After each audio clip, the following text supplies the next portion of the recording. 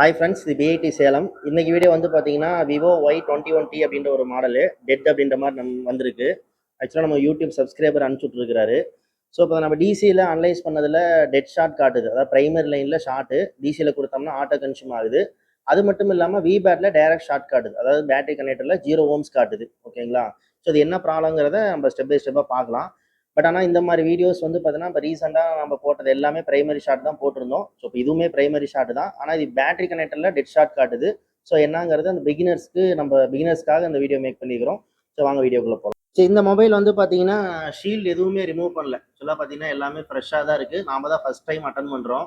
ஆக்சுவலாக சொல்ல போனோம்னா இது விபேட் டைமில் டெட் ஷாட்டு. அவரே அட்டன் பண்ணியிருக்கலாம், நம்ம யூடியூப் சப்ஸ்கிரைபர் தான். பட் ஆனால் ஒரு பேசிக் லெவலில் காம்போ மைக் ஸ்பீக்கர் அந்த மாதிரி தான் பண்ணிட்டு இருக்கேன். போர்டு லெவலில் என்ன ஸ்டார்ட் பண்ணல. உங்கள் வீடியோ பார்த்து தான் சார் நிறைய செட் ரெடி பண்ணேன் அப்படின்ற மாதிரி சொல்லிட்டு இருந்தாரு. பட் இதுக்கு தான் நான் கிளாஸ் வரணும், ஆனால் எனக்கு டைம் அவைலபிலிட்டி இல்லை, கடையில் ஆளுங்க இல்லை, அதனால கொஞ்சம் சப்போர்ட் பண்ணுங்க அப்படின்ற மாதிரி செட் அனுப்பிச்சிருக்காரு. சொல்ல போனால் நம்ம வீடியோவை ஃபாலோ பண்ணியிருந்தாருன்னா இந்த செட்டை அவரே ரெடி பண்ணியிருக்கலாம். பட் அவர் இன்னொன்று சொன்னார், சார் என்ன பண்ணுறீங்கன்னு முடிஞ்சால் ஒரு வீடியோ எடுத்து போடுங்க அப்படின்ற மாதிரி சொன்னார். சரி, இப்போ நம்ம லைவ் கிளாஸில் இதை அட்டன் பண்ணுறதுனால சரி வீடியோவை எடுத்துடலாம் அப்படின்றதுனால தான் இந்த வீடியோ எடுத்துருக்குறோம். ஸோ இப்போ மொபைல் டெட்டு. ஸோ இப்போ நான் பேட்டரி கனெக்டரில் டிசி பிட்டில் நான் 4 வோல்ட் செட் பண்ணிக்கிறேன். ஸோ இப்போ நான் வோல்டேஜ் டைரெக்டாக இன்ஜெக்ட் பண்ணுறேன்.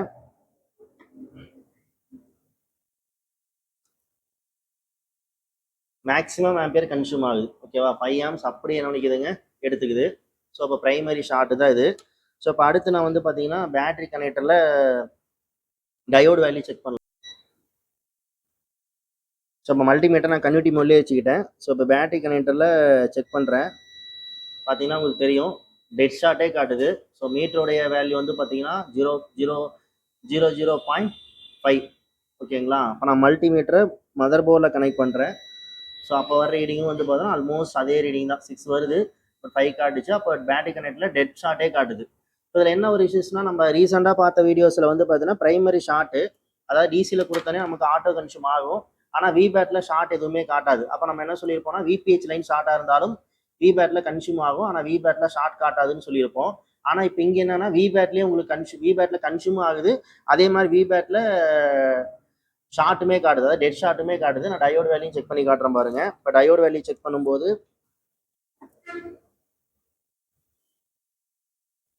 0.003 காட்டுது. ஸோ நான் ரிவர்ஸ் பண்ணுறேன்.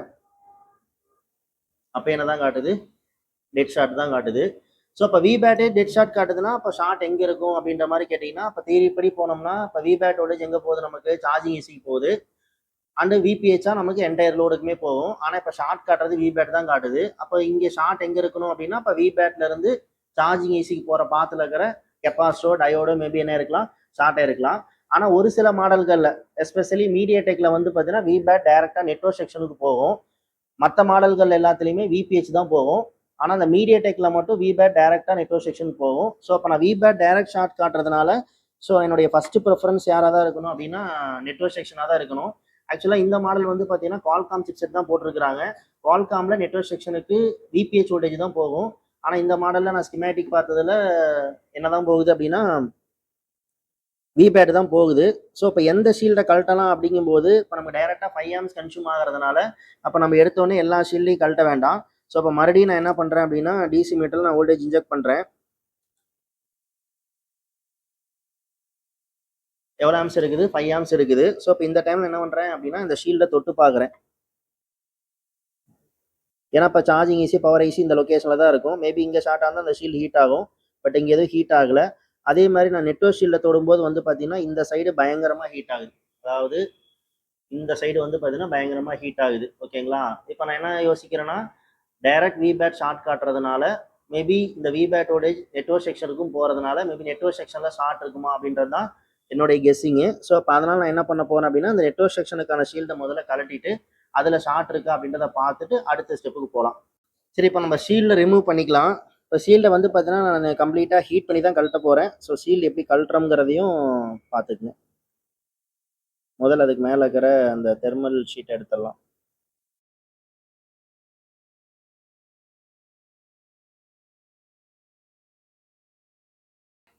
சரி, இந்த ஷீல்டுக்கு சைடில் வந்து பார்த்தீங்கன்னா காம்பனண்ட் மேலே க்ளூ ஊற்றிக்கிறாங்க.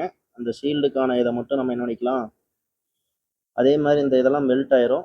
ஸோ இந்த ரப்பரையுமே நீங்கள் எடுத்து சரி, இப்போ ஷீல்டு கழட்டுறதுக்கு முன்னாடி லைட்டாக ஷீல்டை ப்ரீ ஹீட் மாதிரி பண்ணிவிட்டு ஷீல்டை சுற்றியும் அந்த ஹீட் இருக்கும்போதே ஃப்ளக்ஸ் அப்ளை பண்ணிக்கங்க. இந்த ஷீல்டு சுற்றி இருக்கிற லெட்டு எல்லாமே வந்து பார்த்தீங்கன்னா ஃபேக்ட்ரி லெட்டுங்கிறதுனால அவ்வளோ சீக்கிரம் நமக்கு அந்த லெட்டு மெல்ட் ஆகாது. அதே மாதிரி விவோ சீரீஸ், ஓப்போ சீரீஸ் போர்டுலாம் வந்து பார்த்தீங்கன்னா ரொம்ப மெலிசாக தான் இருக்கும்.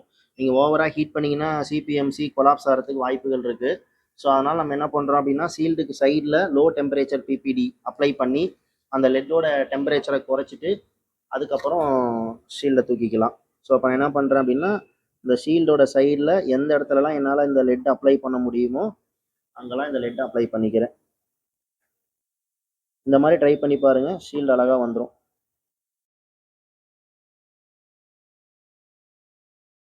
ஸோ இப்போ எல்லா இடத்துலையும் நம்மளால அப்ளை பண்ண முடியல, ஏன்னா சைடில் காம்பனண்ட்லாம் இருக்கிறதுனால எல்லா இடத்துலையும் அப்ளை பண்ண முடியல. ஸோ எங்கெல்லாம் அப்ளை பண்ண முடியுமோ அங்கே அப்ளை பண்ணிக்கங்க. அடுத்து டெம்பரேச்சர் வந்து பார்த்தீங்கன்னா 340.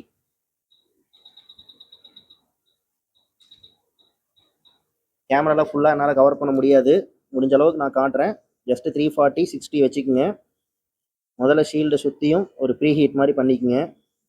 ஏன்னா நம்ம இந்த போர்டிலலாம் நம்ம கட்டரை வச்சு கழட்டினோம்னா ட்ராக்லாம் பிச்சுட்டு வந்துடும். ஸோ அதனால் முடிஞ்ச அளவுக்கு ஹீட் பண்ணி கழட்டுறது பெஸ்ட்டு. ஆனால் அந்த டைமிங் மிஸ் பண்ணிடக்கூடாது, கரெக்டான டைமிங்கில் எடுத்துடணும். ரொம்ப நேரம் போர்டை ஹீட் பண்ணிங்க அப்படின்னா கீழே சிபிஎம்சி இருக்கிறதுனால அது கொலாப்ஸ் ஆகிறதுக்கான பாசிபிலிட்டிஸ் இருக்குது. அப்புறம் வந்த கம்ப்ளைண்ட் ஒன்று, நாம் உருவாக்கின கம்ப்ளைண்ட் ஒன்றுங்கிற மாதிரி ஆயிரும். இப்போ நான் அந்த லெட்டு நம்மளுடைய லெட் அப்ளை பண்ணதுனால பார்த்தீங்கன்னா அழகாக கழண்டு வருது.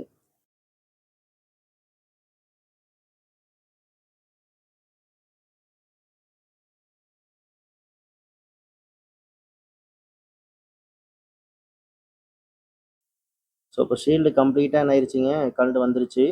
ஸோ சைடில் காம்பவுண்ட் ஏதாவது டேமேஜ் இருக்கா இல்லை லெட்டெல்லாம் போய் அப்ளை இருக்கான்றத ஒன்ஸ் பார்த்துக்கணும். ஏன்னா அந்த லெட்டு போய் உள்ள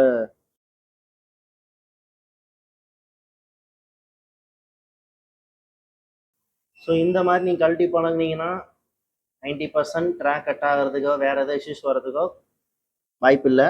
ஏன்னா இன்னரில் போகிற ட்ராக்லாம் உங்களுக்கு கட் ஆகி போச்சு அப்படின்னா அப்போ மொபைல் வந்து நீங்கள் வந்த கம்ப்ளைண்ட்டை ரெடி பண்ணிடுவீங்க, அதுக்கப்புறம் லோகோ ரீஸ்டார்ட் ஆகிட்டு இருக்கும்.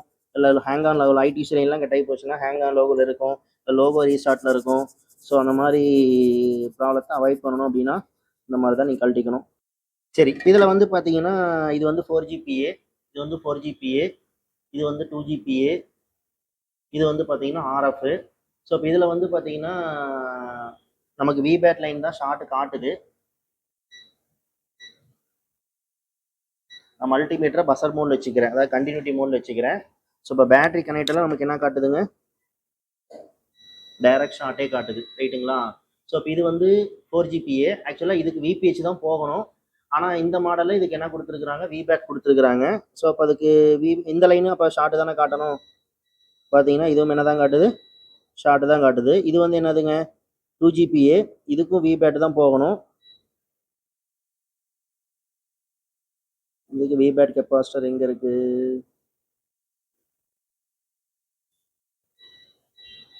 இந்த லைனும் பாருங்கள் ஷார்ட் காட்டுது. ஸோ இந்த ரெண்டு ஐசிக்குமே விபேட் டைரெக்டாக போகிறதுனால இந்த லைன் இந்த இடம் தான் நமக்கு ஹீட் ஆகுது. ஸோ மேபி இந்த இடம் தான் ஷார்ட் இருக்கணும். பட் எது ஷார்ட்டுங்க தெரில, கெப்பாசிட்டரா அல்லது ஐசியா நமக்கு தெரியல.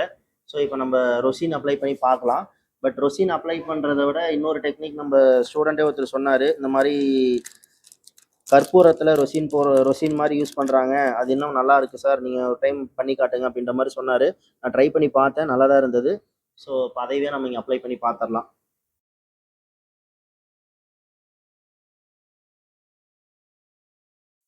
உண்மையை சொல்லணும்னா ரொசினை விட இது ரொம்பவே நல்லா இருக்குது. நமக்கு ஹெல்த் வைஸும் எந்த பிரச்சனையும் இல்லை. அதே மாதிரி அப்ளை ஆகிற ஸ்மோக்குமே வந்து பார்த்தீங்கன்னா நல்லாவே அப்ளை ஆகுது. ஸோ இப்போ எந்த நம்ம ரொசின் அப்ளை பண்ணிட்டோம். ஸோ இப்போ அடுத்து நம்ம வோல்டேஜ் இன்ஜெக்ட் பண்ணி எங்கே ஷார்ட் அப்படின்றத நம்ம ஃபைன் பண்ணிடலாம். ஸோ ஆஸ் யூஷுவல் டிசி மீட்டரில் 4 வோல்ட் இருக்குது. ஸோ நான் பிளாக் கலர் ப்ரோபை கிரவுண்டோட கனெக்ட் பண்ணிட்டேன். ஸோ இப்போ இந்த ரெட் கலர் வயரை கொண்டு போய் நான் விபேட்டில் கொடுக்க போகிறேன். ஸோ இப்போ இந்த ரெண்டில் எங்கே ஷார்ட் ஆகுதுன்றத பாருங்க. எங்கே ஷார்ட் ஆகுது, இந்த கெப்பாசிட்டர், ஓகேவா. ஸோ இந்த கெப்பாசிட்டர் ஷார்ட். ஆனால் என்ன ஒரே ஒரு இஷ்யூனா, நம்ம யூஸ்வலாக மீடியாடெக்கில் மட்டும்தான் விபேட் டேரெக்டாக 4 GPAக்கு 2 GPAக்கு போகும். ஸோ இப்போ நானே என் ஸ்டூடெண்ட்டை சொல்லும்போது என்ன சொல்லுவேன் அப்படின்னா, விபேட் டேரெக்டாக ஷார்ட் காட்டுது அப்படின்னா நீங்கள் நெட்வொர்க் செக்ஷன் போய் பாருங்க. ஏன்னா மீடியாடெக் ஃபோனில் வந்து விபேட் டேரெக்டாக நெட்வொர்க் செக்ஷன் போகும் அப்படின்ற மாதிரி. ஆனால் இதுலேயுமே விபேட் டேரெக்ட் ஷார்ட் தான் காட்டுது. ஆனால் இது குவால்காம் சிப்செட்டு. குவால்காம் சிப்செட்டில் விபேட் சார்ஜிங் ஈஸி தான் போகும். அதுலேருந்து வர விபிஹெச் தான் என்டையர் லோடுக்கும் போகும். ஆனால் இந்த ஒரு மாடல் கொஞ்சம் டிஃப்ரெண்ட்டாக இருக்குது. என்ன டிஃப்ரெண்ட்டாக இருக்குன்னா, விபேட் டேரெக்டாக எங்கே போகுதுன்னா 4 GPAக்கும் 2 GPAக்கும் போகுது. ஆனால் இது ஒரு குவால்காம் எஸ்ஓசி. சரி, இப்போ அந்த கெப்பாசிட்டர் நம்ம ரிமூவ் பண்ணிடலாம். நீங்களுமே ரொசின் அப்ளை பண்ணுறதுக்கு பதிலாக இந்த மெத்தடை கூட ஃபாலோ பண்ணுங்கள், நல்லாவே இருக்குது.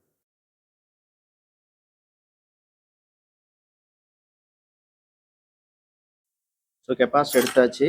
இந்த இடத்த க்ளீன் பண்ணிக்கலாம்.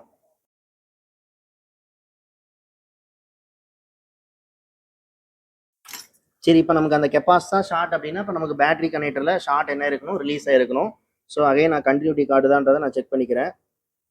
ஸோ கண்டினியூட்டி எதுவுமே காட்டலை. இப்போது விபேட் லைனில் டயோடு வேல்யூ நமக்கு என்ன வரணும் அப்படின்னா, ரிவர்ஸ் பண்ணும்போது நமக்கு ஒரு 450 அந்த ரேஞ்ச் வரணும். எவ்வளோ வருது? 444 வருது. நம்ம ஃபார்வர்டு பண்ணும்போது என்ன வரணும்னா ஓஎல் வரணும், இல்லை 1000 அபோவ் காட்டும். ஸோ எவ்வளோ காட்டுது? 2000 சம்திங் காட்டுது. ஓகேங்களா? ஸோ இப்போ ஷார்ட் என்ன ஆயிடுச்சு? ரிலீஸ் ஆயிடுச்சு. ஸோ செட் ஆன் ஆகுதான்னு பார்த்துடலாம்.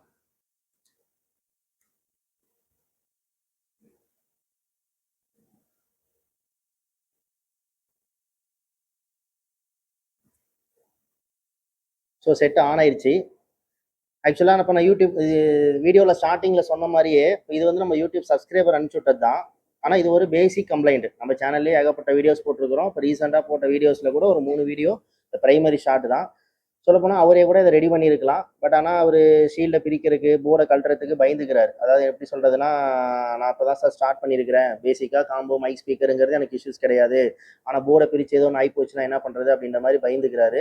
ஸோ அதனால் நான் என்கிட்ட தான் அனுப்பிச்சிட்ருக்காரு, நான் பண்ணி கொடுத்துட்ருக்கேன்.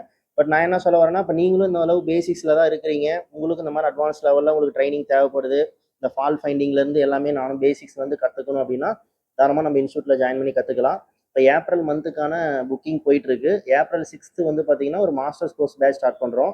இது யாருக்கு அப்படின்னு கேட்டிங்கன்னா, ஆல்ரெடி ஃபீல்டில் இருந்து நான் ஒர்க் பண்ணிட்டு இருக்கிறேன். Multimeter knowledge, component knowledge, track checking எல்லாம் ஓரளவு எனக்கு தெரியும்.